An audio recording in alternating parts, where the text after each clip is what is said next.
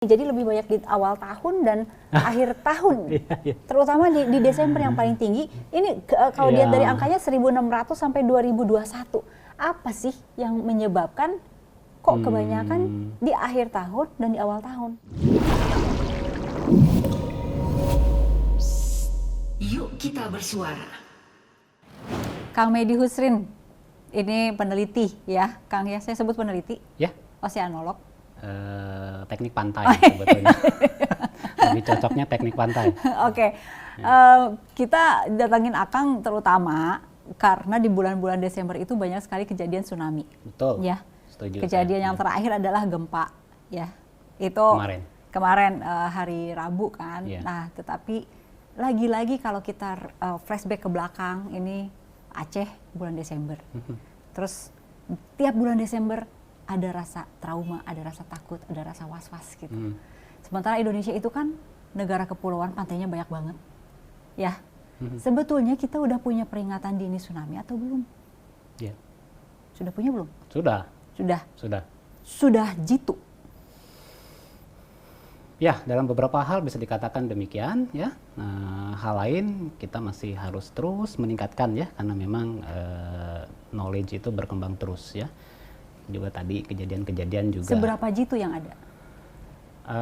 Pada batas tertentu ya, pada kejadian tertentu itu bisa dikatakan cukup jitu. Ampuh. Ya, gitu. Tapi kejadian yang seperti apa alat yang sekarang ini sudah cukup baik? Nah, betul. Jadi saat ini ya, alhamdulillah ya, sejak tadi disebutkan bahwa sejak kejadian Aceh 2004 ya, kemudian Indonesia mulai bersiap siaga untuk event-event tsunami ke depan gitu ya, sehingga alhamdulillah di tahun 2008 itu sudah lahirlah ya peringatan dini tsunami di Indonesia ya saat itu. Dan memang sejak saat itu hingga saat ini ya kita masih mengandalkan sensor gempa bumi ya untuk peringatan dini tsunami itu. Jadi kalau ada gempa bumi ya yang dia bekerja, apalagi yang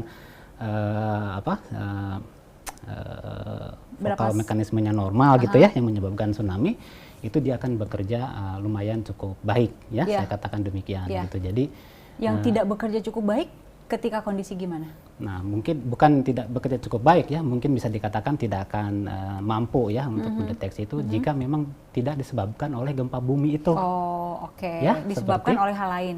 Oleh hal lainnya gitu, seperti contohnya yang kejadian ya 2018 gitu misalnya gitu ya. Kita ada tsunami Palu ya.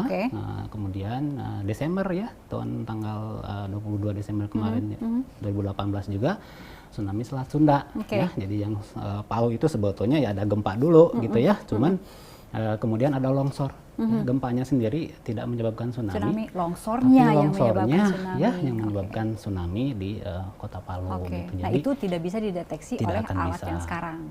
Tidak bisa. Nah, Selat Sunda juga demikian ya. Kalau Selat Sunda lain lagi ya. Nah, dia bukan karena gempa bumi, tapi karena ada letusan gunung api ya. Jadi gempanya itu kecil gitu ya.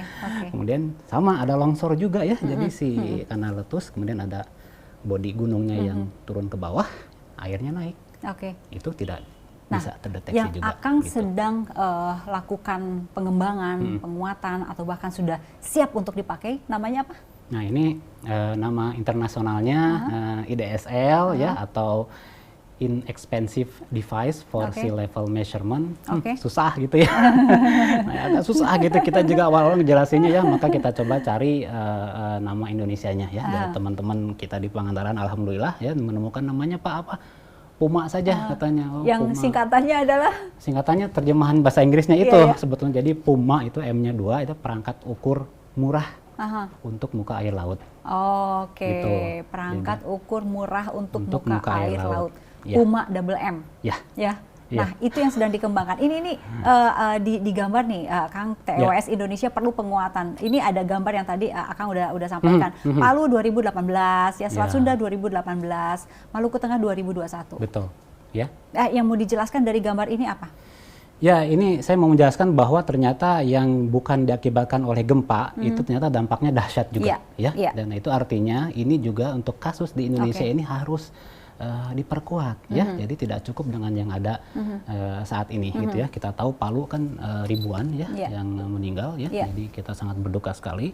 Selat Sunda juga demikian ya. Selat Sunda itu sebetulnya tidak terlalu besar tsunami-nya gitu ya, tapi karena memang masyarakat ada di kawasan pesisir, kemudian juga tidak ada warning juga saat itu ya. Ya itu ya, korban jiwa juga cukup banyak. Nah, kemudian yang Puma bisa mendeteksi ini. Ya, Sudah teruji. saya pastikan itu. Ya. Kalau teruji langsung mungkin tidak gitu ya. Hanya saja sebetulnya di beberapa lokasi karena kita kan nggak sendirian ya. Kita juga bekerja sama dengan dunia internasional gitu ya, terutama dengan teman-teman di Joint Research Center di Komisi Eropa sana. Itu beberapa kasus itu memang terdeteksi dengan baik ya, termasuk juga yang sebetulnya yang kemarin di Maluku bulan Juni 2021 gitu ya. Jadi algoritma kita itu, algoritmanya ya, itu bisa dimasukkan ke Tide Gauge networknya BIG ya, itu ternyata bisa mendeteksi anomali muka air di sana gitu. Oke, ditaruh di mana aja nih Puma? Nah, Puma itu kan dia sebetulnya sebuah stasiun pasang surut gitu ya. Jadi dia ditaruhnya di infrastruktur existing yang ada ya. Jadi sebagian besar itu kita taruh di pelabuhan-pelabuhan. Semua pelabuhan sudah? Belum ya, karena ini kita masih nyicil gitu ya. Kita dalam upaya untuk meyakinkan juga bahwa ini adalah sesuatu yang masa depan Indonesia nanti untuk diterapkan. Jadi saat ini yang memang operasional sekali itu ada 8. Ya, di Selat Sunda ada 2, di Sumatera Barat 2, di Selatan Jawa ada 4. Oke. Gitu. Nah, ini yang terakhir 14 Desember ini, NTT ya. Ya, kemarin. Ada peringatan dini tsunami. Ya. Jadi berarti peringatan dini tsunami-nya menggunakan alat yang ada atau sudah menggunakan Puma? Ya, ini nah ini juga menarik gitu ya. Jadi kejadian kemarin itu kan sebetulnya mekanismenya geser gitu ya. Set gini gitu ya. Jadi geser itu bukan yang normal, bukan yang begini. Ini sebenarnya yang menyebabkan tsunami itu yang begini nih. Yang agak jelik gitu ya. Agak jelik. Gitu ya. Sudah banget ya kalau ya.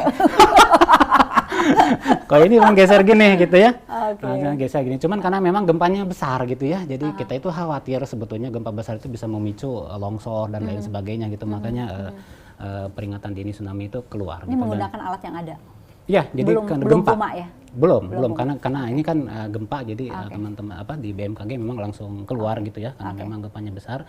Dan tsunami-nya ya karena geser itu tadi ya kecil memang gitu ya, dan itu tercatat di salah satu stasiun pasang surutnya BIG ya.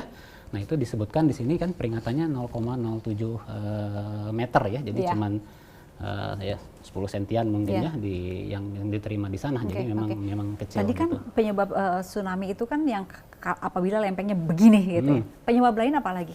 Yang bisa tadi kan dikatakan sudah kita bahas kalau ada badan gunung yang jatuh ke air begitu ya, atau ada longsoran, ada lempeng begini, ada penyebab lain lagi apa? Ya, jadi yang sebagian besar terjadi tsunami itu yang begini mekanismenya, yang ada yang turun, ada yang naik gitu ya. Nah, penyebab lainnya ya kita sudah saksikan sama-sama gitu ya di sepanjang Indonesia ini beberapa tahun terakhir ya, longsoran bawah air gitu ya. Jadi bisa di dalam airnya yang turun atau memang dari atas turun ke bawah gitu. Dua-duanya bisa menyebabkan tsunami ya. Memang longsornya dipicu oleh gempa juga ya, karena gempanya besar gitu, dia bergoyang, akhirnya ada badan tanah yang jatuh ke air dan itu menyebabkan air naik ya. Nah, kemudian ada gunung api juga ya tadi, dan mungkin juga ada benda jatuh dari langit seperti meteor, bisa juga, tapi tapi itu jarang ya, jarang terjadi. Yang paling besar tetap akibat gempa gitu. Oke, Kang, ini ada gambar dari BMKG. Ini udah pernah lihat Kang ya atau belum? Jadi di sini dari tahun nanti mungkin bisa ditampilkan juga di layar ya. Dari tahun 1600 sampai 2021 ini kejadiannya seperti ini. Jadi lebih banyak di awal tahun dan akhir tahun. Terutama di Desember yang paling tinggi. Ini kalau lihat dari angkanya 1600 sampai 2021. Apa sih yang menyebabkan kok kebanyakan di akhir tahun dan di awal tahun? Ini grafiknya. Ini berapa ribu tahun nih? Ya, ini kan kasus di Indonesia ya. Saya nggak tahu yang di tempat lain. Apakah seperti ini? Iya, gitu. Kenapa? Apa faktornya? di bulan-bulan itu? Ini saya sebetulnya tidak bisa menjelaskan ini kok di bulan ini gitu ya, banyak kok di bulan ini tidak terlalu banyak gitu ya, karena memang ini kan datanya hanya di Indonesia gitu kan. Di tempat lain mungkin juga seperti itu, kemudian ya kita tahulah 1.600 sampai sekarang kan mungkin dulu itu data juga tidak terlalu terekod dengan baik gitu ya. Tapi memang Desember ini agak unik ya sebetulnya. Nah, itu tahun ini yang di Flores ini kan dulu tahun 92 juga Desember 12. Tsunami 12, Desember, 12 betul. Desember, kemudian ini 14 Desember gitu ya. Selat Sunda juga gitu, yang jelas Aceh ya 2004 juga Desember gitu. Jadi tapi sepanjang pengetahuan saya pastikan saya tidak bisa menjelaskan itu kenapa itu jatuh. Iya.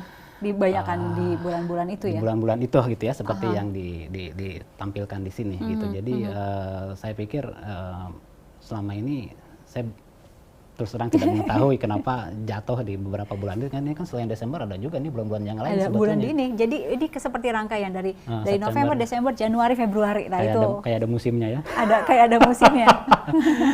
Oke. Saya tidak bisa menjelaskan itu. Ya. Nah, kalau dilihat dari dampak-dampak tsunami sebelumnya itu kan ada yang Padang, Aceh begitu. Itu untuk yang wilayah-wilayah kota-kota yang ada di pinggir-pinggir yang pantai luas itu atau lautan luas, samudra gitu, itu harus ada alat yang lebih dipasang nggak, yang mungkin lebih khusus, lebih sensitif, lebih lagi gitu kualitasnya? Ya, sudah jelas ya, karena memang kota-kota tersebut kan dari sisi jumlah penduduk juga ya gitu cukup banyak gitu ya. Kemudian ya penataan ruang di Indonesia mungkin sampai saat ini memang belum sepenuhnya ya menerapkan yang berbasis mitigasi itu, karena memang kondisinya kan jangankan untuk menata kota seperti itu gitu ya, kita kan kadang-kadang di trotoar juga agak susah ya, ada yang jualan dan lain sebagainya gitu. Jadi memang challenge-nya besar sekali gitu ya. Dan ini sebetulnya karena kebetulan saya juga sempat lama di Sumatera Barat gitu ya, jadi usaha-usaha itu sebetulnya sudah ada gitu ya. Jadi ini mungkin perlu diapresiasi, kayak pemerintah di Sumbar ya, Kota Padang itu kan pusat pemerintahan itu sudah mulai katanya mau digeser agak ke tengah. Ya, di daerah air pecah kalau nggak salah ya. Itu sudah diarahkan ke sana gitu. Kemudian ada usaha-usaha pelebaran jalan ya yang tegak lurus pantai ya, jadi memudahkan orang untuk lari menjauhi pantai untuk evakuasi. Jadi selain kesadaran juga infrastrukturnya juga perlu disediakan.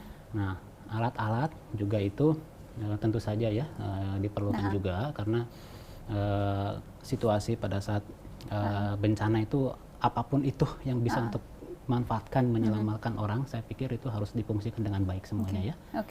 Gitu. Jadi Kang, kalau pergerakan kan tadi yang paling banyak itu lempeng ngagejelig. Itu kan lempeng begini atau gini gitu. Dan lainnya ada gunung berapi itu mungkin agak lebih jarang gitu. Kita bisa ini nggak kayak bukan prediksi gitu. Oh nanti akan lebih banyak gitu, kan khawatirnya ada mega tsunami gitu misalnya yang lebih besar dari Aceh gitu. Nah itu bisa disiapkan. Ya dengan research yang baik gitu ya, yang komprehensif itu harusnya bisa ya kita lihat potensinya gitu.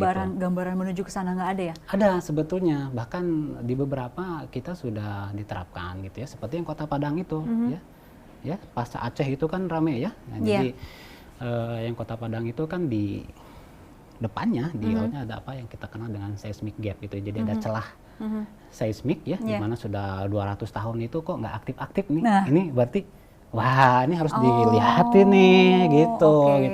Itu makanya gitu kan kemarin itu energi kita cukup besar di sana, karena memang Padang itu sebuah kota yang besar gitu ya. Kemudian ada potensi gempa bumi yang bisa mengenerate tsunami di situ gitu ya.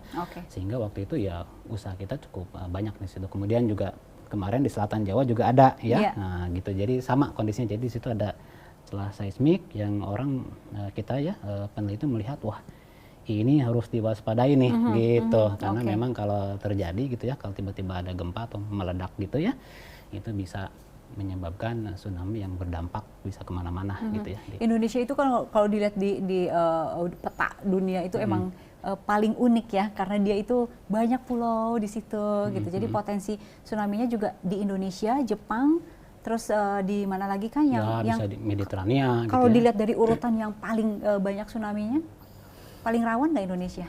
Ya salah satu ya jelas, karena di Indonesia kan bertemu gitu ya, ada dua lempeng. Dua lempeng gitu. Oh, banyak sebetulnya lempeng di sana ya. Jadi apalagi di Indonesia bagian timur gitu. Jadi memang aktif sekali ya di Indonesia itu ya. Salah satu dampaknya mungkin ya kita juga akhirnya banyak gunung berapi di kita itu kan salah satu dari Sudahlah aktivitas itu. lempengnya banyak ketemuan di Nah, situ gitu. gitu ya, reunian kayaknya.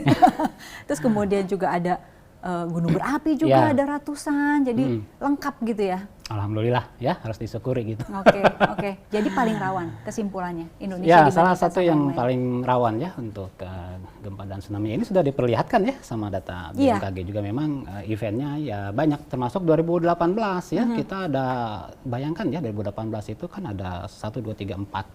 Ada 4 event besar ya, Iya. dan 2 diantaranya itu yang menyebabkan tsunami cukup signifikan. Kalau ya. ngelihat- 1 tahun, ya, bayangkan saja 1 tahun ya, ada Lombok kan. Iya. Kemudian ada yang di Madura yang saat ada forum ekonomi waktu itu. Ya, kemudian ya Selat Sunda dan Palu. 1 tahun, 4 kejadian. Jadi luar biasa gitu ya. Melihat ke depan, kalau melihat situasi kondisi kelautan global, jadi lebih rawan nggak Indonesia? Atau so-so? Enggak, Indonesia memang begini. Emang begini? Begini, kita Nggak ada urusannya sama kelautan global? ya nenek, kayak atau apa? nenek moyang kita sudah memilih Indonesia gitu ya di sini, Iya, tempatnya iya. yang memang bagus ya. Alhamdulillah gitu ya, tinggal kita manfaatkan saja dan kita hidup bersama aja dengan Oke. kondisi seperti ini Oke. gitu ya. Nah, ini yang perlu kita terus ikhtiarkan Iya. sebetulnya ya, bagaimana untuk menghadapi bencana-bencana ini di masa yang akan Seperti datang. yang akan tadi ceritakan sebelum kita mulai Ya. mulai record ya. Ya. Di Aceh itu ada kearifan lokal ya. Ya, Nah, betul. itu bisa diceritain sedikit Kak. Kearifan lokalnya itu gimana mereka? Ya, jadi ini sebetulnya sesuatu yang membanggakan ya dari sisi lain, selain dari event yang terjadi di Aceh 2004 itu gitu. Jadi di barat Aceh itu ada Pulau Semelu namanya gitu ya. Pulau kecil gitu ya, berpenduduk lumayan banyak, dekat sekali dengan sumber gempa bumi tsunami saat 2004, tetapi luar biasa gitu ya, masyarakat di sana ternyata sudah memiliki kearifan lokal itu Iya. ya, yang mereka sih menyebutnya sebagai semong gitu ya. Jadi pada saat Semong yang kalau di bahasa Indonesia kan adalah semong ya, atau air yang naik lah, Air naik. tsunami aja lah gampangnya gitu oke. ya. Jadi pada saat ada goyangan yang begitu besar ya, tanpa ada alat, belum ada waktu itu mah ya, tahun Iya. 2004 mah belum ada apa-apa tuh. Iya, Kita juga iya. tsunami juga mungkin aduh apa gitu ya 2004 ya. aha. Tapi luar biasa gitu ya, penduduk di Pulau Semelu itu dia langsung ya otomatis ya, mereka pada saat gempa langsung melakukan evakuasi mandiri menuju ke tempat-tempat yang lebih tinggi ya. Oke. Gitu. Oke. Itu di sana otomatis ya. Otomatis. Saking trauma banget dengan kejadian di 2004 berarti ya. Bukan, itu berdasarkan pengetahuan mereka kejadian tsunami 100 tahun yang Oh, lalu. 100 tahun yang lalu. Jadi emang Oke. luar biasa bagaimana pengetahuan 100 tahun itu kok bisa nempel terus di Iya. kepala. Turun temurun sampai dengan sekarang. Jadi itu memang sesuatu yang luar biasa ya, dan mungkin ya, ini saya sih berharap ini Iya. bisa juga diterapkan di daerah-daerah Wilayah di lain ada nggak? Misalnya Pangandaran? Indonesia gitu. Pangandaran sebetulnya kalau saya boleh Boleh lihat nggak? Ini Pangandaran ada gambarnya juga soalnya. belum Pangandaran, nah ini Kentongan Pangandaran. kekinian Ya maksudnya. ini nanti ini Nggak apa-apa sekarang aja kan sekalian. ada Nyi Roro Kidul gitu ya. Saya mungkin itu tsunami juga gitu ya. Mungkin masyarakat zaman dulu kan nggak tahu apa gitu ya kan. Bisa jadi kan ya karena Nyi Roro Kidul mengambil misalnya ada gelombang tinggi dan lain sebagainya, ada yang agegeh gitu ya penguasanya gitu di selatan Jawa gitu, Nyi Roro Kidul atau siapa gitu. Ya bisa jadi itu dulu sebetulnya mungkin event tsunami gitu ya. Cuma masyarakat wah ini yang agegeh akan mengambil jatahnya gitu dan lain sebagainya. Jadi ya mungkin saja saat itu ya seperti itu. Nah, Sehingga- mereka bikin apa di Pangandaran? Ini maksudnya kentongan kekinian itu? Ya, ini sebetulnya ya ini pengembangan dari lebih jauh ya yang ada di yang di kelompok kita ya, di riset kita setelah kita sukses ya memasang dan mengembangkan si IDSL si Puma itu ya. Nah, ini coba kita juga untuk di Pangandaran ya, karena Pangandaran juga salah satu lokasi yang rawan ya, terakhir 2006 ya, itu unik juga ya 2006 itu karena memang tsunami-nya itu agak beda gitu tsunami-nya itu ya, gempanya kecil tapi tsunami-nya besar gitu ya.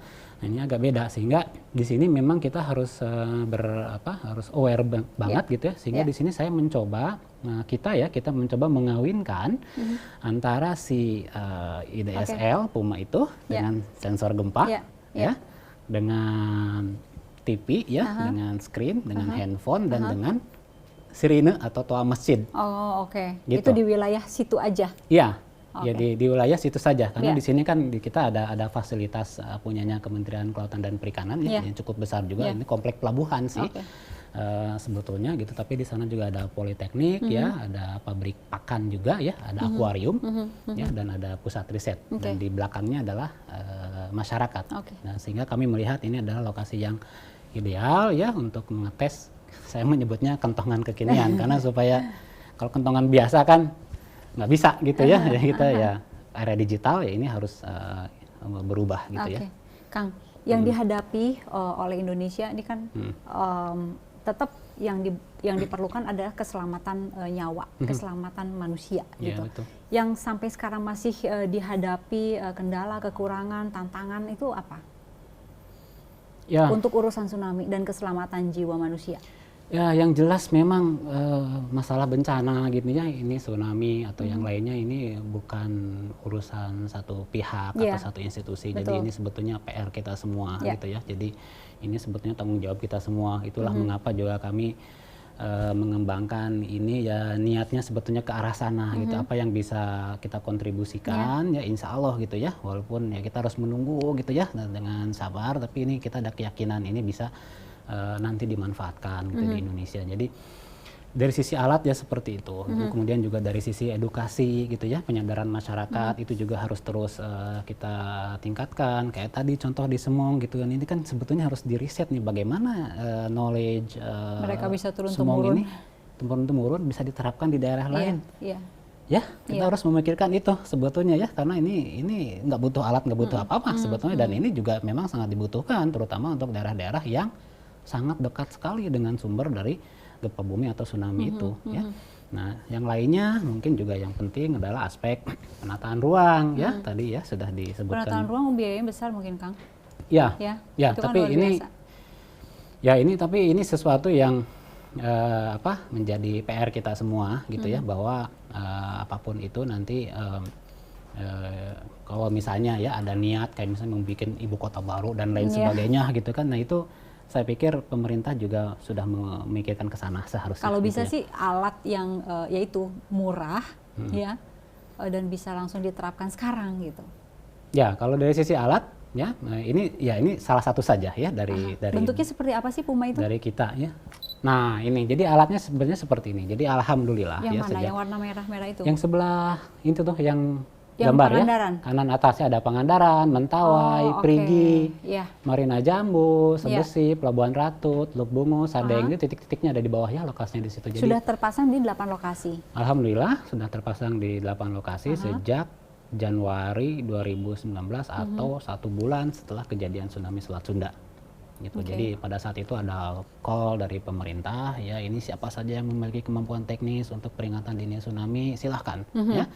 Dan ini salah satunya juga yang seberapa murah sih kalau dibilang murah sampai namanya Puma? Ya memang sebetulnya relatif ya. Ya berapa? Sebetulnya relatif ya. Ingin tahu gitu untuk pemasangan seperti ini, 1 unit seperti ini? Ya kalau ini contoh ya, ada beberapa barang yang dihibahkan oleh teman-teman kita ya dari Joint Research Center itu cost-nya itu sekitar 2.500 euro ya.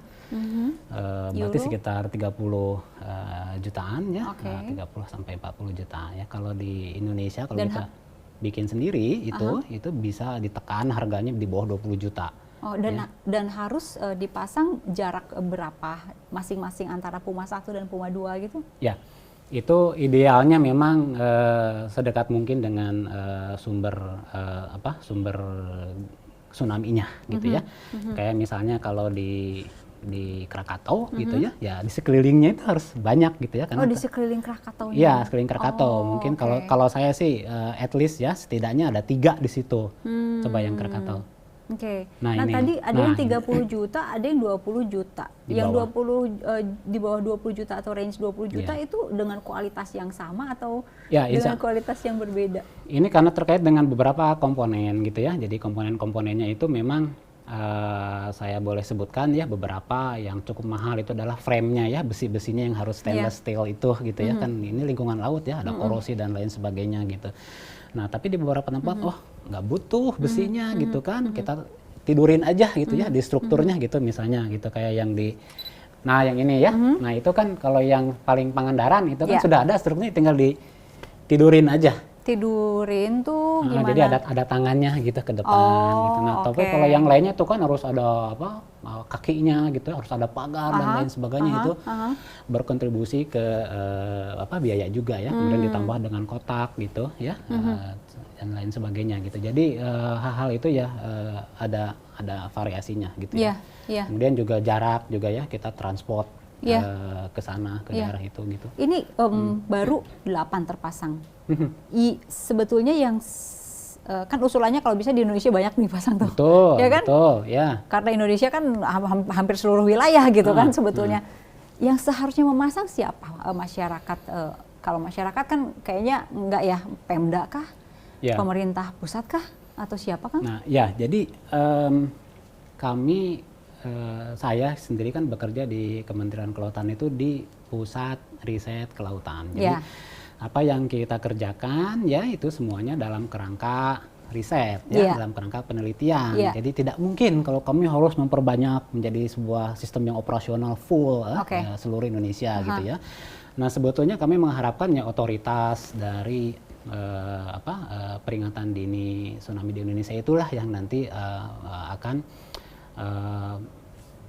bisa memanfaatkan ini gitu ya, dan memperbanyaknya seperti sistem yang ada saat ini gitu. Jadi dan itu sebetulnya ya kita juga sering bertemu, kita juga sering berdiskusi, kita juga sering berkoordinasi. Arahnya insya Allah sudah mau ke sana ya. Jadi ya alhamdulillah ya dengan istiqomahnya kita menjaga sistem ini bekerja sampai 3 tahun terakhir ini gitu ya. Jadi mulai terlihat nih gitu ya, ini kinerjanya ternyata oke juga gitu. Karena yang namanya barang baru gitu ya, di awal-awal kan ya wajar lah orang nggak percaya gitu ya, apalagi katanya ini murah, katanya ini barangnya bagus kalau gitu ya. murah itu dengan early warning system yang lain, emang yang lain harganya berapa? Saya bandingin ya gini aja gitu ya, karena kebetulan saya pengalaman dulu di Sumatera Barat ya, cukup lama ya, 3 tahun di Padang itu kan ada buoy tsunami gitu ya, misalnya aja. Itu satu buoy itu berbanding 100 alat ini. Serius? Betul. Jauh dong. Iya, makanya. Oh, oke. Itu aja gitu ya. Jadi efektivitasnya, sensitivitasnya lebih mana yang? Efektivitasnya ya kalau dulu memang wajar ya. Dulu kan belum ini ya, belum real time. Kalau mau real time itu data itu agak mahal dulu ya. Nah, sekarang kan udah 4G ya, udah cepat segala macam gitu ya. Nah, ini makanya data bisa real time. Nah, kalau sudah real time kemudian ditempatkan di lokasi yang tepat, nah itu kita jamin ya, insya Allah ini juga bisa dimanfaatkan untuk memperkuat peringatan dini tsunami di Indonesia. Coba bisa dilihat yang website tadi coba. Nah, ini real time itu jadi begini, jadi yang ini cukup aja sebesi Marina Jambu ya. Jadi jamnya 7.54 UTC ya, artinya ya sekarang 14.54 WIB. Oke. Jadi real time itu ya detik ini? Iya, detik ini gitu. Jadi ini real time. Ya ini kan muka air ya yang terukur di sana ya, di Sebesi dan di Marina Jambu ya misalnya. Jadi dia real time, dia mengukur langsung dan dia langsung mengirimkan ke server dan langsung kita di handphone kita ini bisa ngelihat. Gitu. Itu yang real time. Sehingga kalau ada kejadian gitu di sana misalnya ya, ada sesuatu gitu ya. Itu bisa langsung. Ada grafiknya lonjak. Ada loncatan. Ini pinter ya. Atuh. Ini berarti ini kondisi normal kalau yang ini. Kondisi normal. Coba yang 302 coba diklik ya. Nah, ini kan realnya gitu ya. Ini ada fotonya juga dilengkapi gitu. Jadi ini foto real saat ini. Jadi dibikin per 15 menit kalau tidak ada event ya. Kalau ada event, ada anomali itu menjadi tiap 2 menit kita bikin nanti ya. Jadi gambarnya akan lebih banyak. Karena itu dibutuhkan untuk visual validation ya. Jadi ini pengukurnya yang tadi itu, Puma tadi itu. Iya. Puma tadi itu ya. Berarti ini real time. Betul. Dan bisa dilihat langsung kalau ada kejadian detik itu juga bisa lihat. Ya. Ada kayak macam bunyi-bunyi alarm gitu di kalau sudah melebihi. Jadi kan kadang-kadang kita nggak pantau 24 jam gitu kan. Ya, itu ada ya, dan itu kita serahkan ke BMKG sebagai otoritas peringatan dini tsunami di Indonesia. Jadi masyarakat mohon maaf ya tidak bisa mengakses hanya ke otoritas fasilitas saja. peringatan ini. Jadi alhamdulillah sih sejak kita pasang itu kita langsung berkoordinasi dengan teman-teman di BMKG. Peringatan dininya kita serahkan. Bahkan ya beberapa bulan kemudian itu BOM ya, Bureau of Meteorology Australia juga meminta akses untuk alertnya, peringatannya ke kita. Ya, mereka bersurat langsung ke tempat kita dan kita berikan ke mereka karena tadi kan kita pasang banyak di selatan Jawa ya. Di Krakatau yang otomatis kan berhadapan langsung dengan Australia tuh. Nah, jadi mereka juga ternyata membutuhkan karena memang itu tadi ya datanya real time, jadi mereka bisa langsung akses. Ada lapisan masyarakat dan juga otoritas-otoritas ya wartawan juga ada gitu yang sering dapat SMS peringatan gitu kan, peringatan tsunami atau peringatan apa gitu dari BMKG ini kayak broadcast gitu semuanya. Termasuk salah satunya menggunakan alat Puma itu. Belum masuk ke sana. Oh, belum masuk ke sana. Puma itu belum masuk ke sana gitu. Jadi memang sejak kejadian dari 2018 itu sudah ada niat ke sana gitu ya. Jadi teman-teman BMKG itu sudah membangun apa yang disebut sebagai INA TNT gitu ya. Jadi sebelumnya kan INA TEWS. Nah, jadi ada INA TNT. Jadi INA TNT itu Indonesia Tsunami Warning System Non Tektonik. Non tektonik. Nah, kembali lagi yang tadi kan gempa dan bukan gempa gitu. Jadi teman-teman BMKG sepertinya sudah mengarah ke sana. Gitu. Upaya mitigasi apa lagi nih Kang yang sedang diupayakan oleh pemerintah? Kan akan ada di lingkungan pemerintah juga.